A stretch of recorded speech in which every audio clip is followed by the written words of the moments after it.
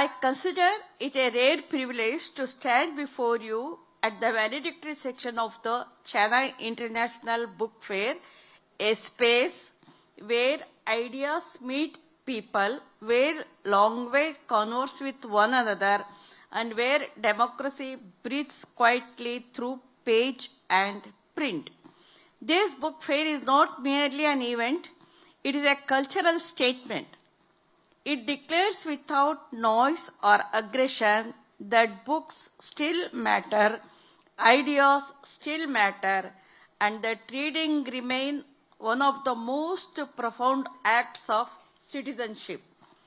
Let me begin by acknowledging something truly remarkable. The government of Tamil Nadu, under the leadership of the Honorable Chief Minister, has consistently worked to institutionalize book culture as a public good.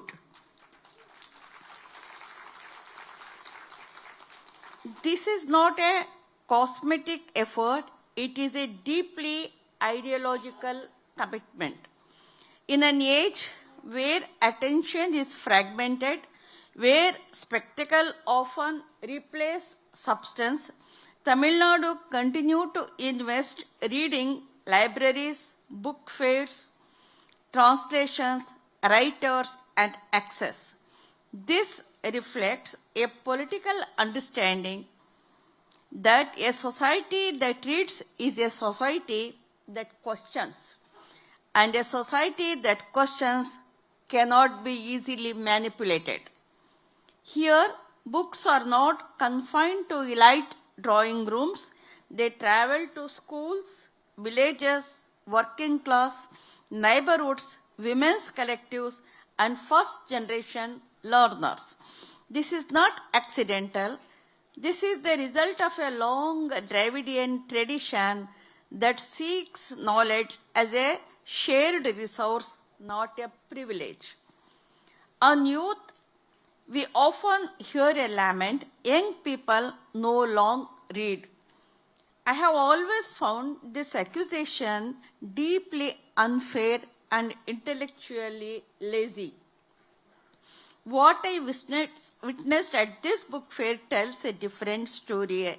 I saw long queues of young readers patiently waiting, not for entertainment, not for celebrity, but for books, for conversations, for autographs that carry meaning. Many of them were holding hot lamp close to their chests, as though holding a fragile but precious truth. These young people are not rejecting books, they are rejecting irrelevance. They are searching for literature that speaks to their anxieties, their identities, their moral dilemmas, and their dreams. When we offer them honest writing rooted in lived reality, they respond with passion and seriousness. The problem, therefore, is not with the youth. The responsibility lies with us as writers, publishers, educators, and policy makers to keep literature alive, fearless, and truthful. This book fair has also unfolded a moment of deep literary affirmation for Indian languages. It is a matter of pride that Perumal Murugan, whose writing emerges from the soil, silence, and struggles of Tamil life, was shortlisted for the Booker Prize. Equally, it is not coincidence that Kannada literature has won the Booker Prize in 2025.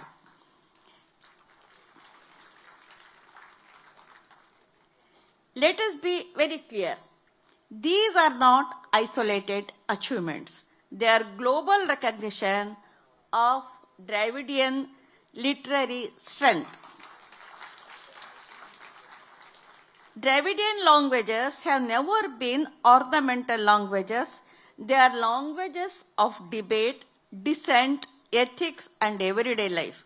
They carry within them centuries of questioning of caste, patriarchy, power, and injustice. when the world turns its gaze towards these literatures today, it is recognizing something deeper than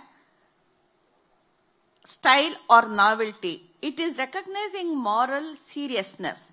It is recognizing literature that does not evade discomfort, that does not flatter power, that does not abandon people. At the heart of this moral seriousness lies one of the greatest ideas of modern India, social justice. As enshrined in our constitution, social justice is not a slogan, it is not an abstract promise, it is a daily unfinished struggle. Our constitution did something revolutionary. It acknowledged that equality cannot exist without correction, that freedom without dignity is hollow, and that democracy without justice is fragile. I am proud to say that the southern Dravidian states have been at the forefront of translating this constitutional vision into lived reality. Through policies, movements, literature, and social reform, these states have consistently worked to democratize education, opportunity, and voice.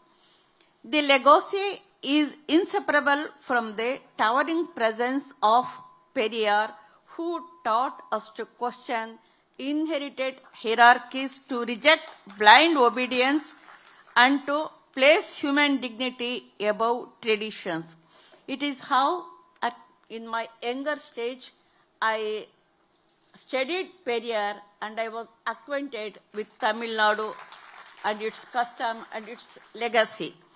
The Dravidian worldview challenges caste supremacy, patriarchy, religious orthodoxy, and cultural domination, insisting that human worth comes from being human, not from varna, creed, or lineage. Thinkers like Periyar Ramswamy transformed this mindset into a powerful ethical and political movement by foregrounding self-respect, Suya Maryadiyai, as the foundation of justice. Social justice within the Dravidian framework is not charity or redistribution of power, education, and opportunities to historically excluded communities. The Dravidian mindset is not merely political, it is deeply cultural and ethical. It understands that education is the foundation of equality, rationality is the basis of freedom, self-respect is the core of justice.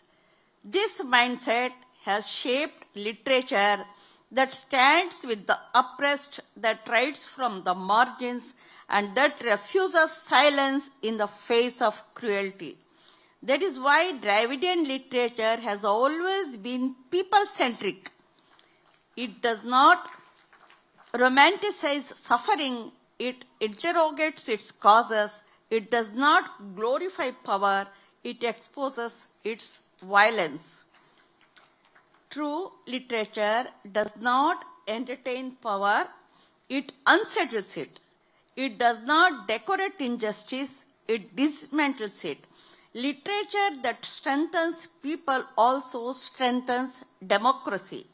Literature that nurtures empathy builds social justice. And literature that asks uncomfortable questions keeps society morally awake. In this sense, writers are not merely storytellers, they are ethical witnesses. A book fair is not an ending. As we bring this magnificent book fair to a close, let us remember something essential. A book fair does not end when the stalls close. It truly begins when a reader opens a book alone and begins to think differently, feel deeply, and questions honestly.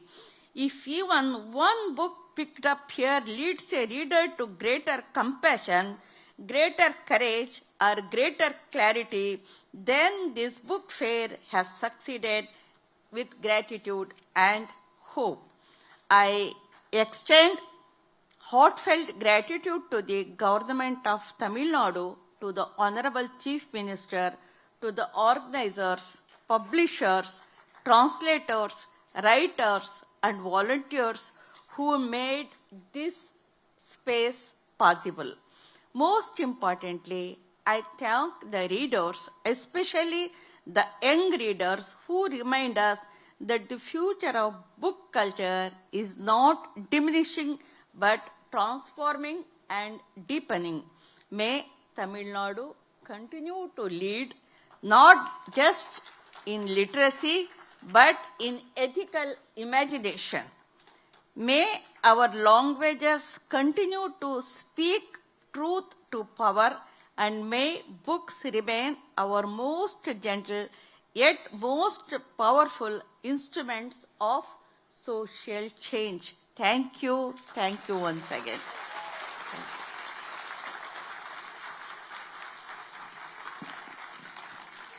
Thank you.